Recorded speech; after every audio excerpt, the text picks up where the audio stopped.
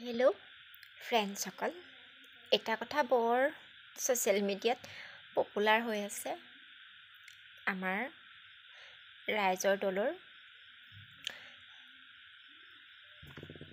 বাইদেউগৰাকী কোন গম পাইছে, যিহেতু তাক জ্ঞানৰাশি বাইদেউ কথা কৈছোঁ।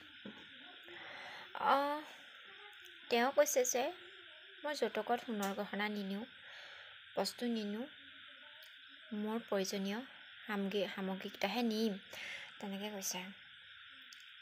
মই বুজি ল'লোঁ, তেনেকৈ তাই কৈছে।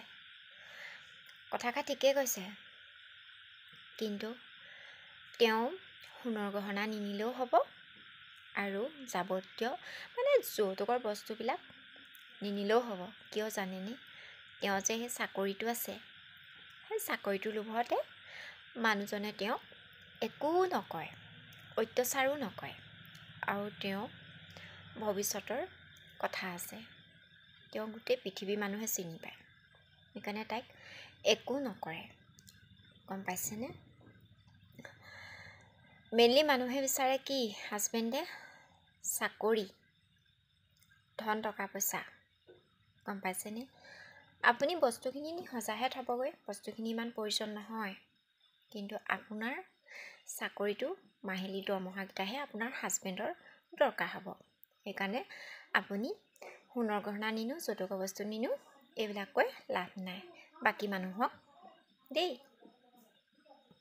মিছা কৈছোঁ নেকি বাৰু? মিছা কোৱা নাই ন? সঁচা কৈছোঁ। আজিকালি যিমান যৌতুকৰ বস্তু নিলেও ভালকৈ কেতিয়াও খাব নোৱাৰে। কাৰণ কিয় জানেনে?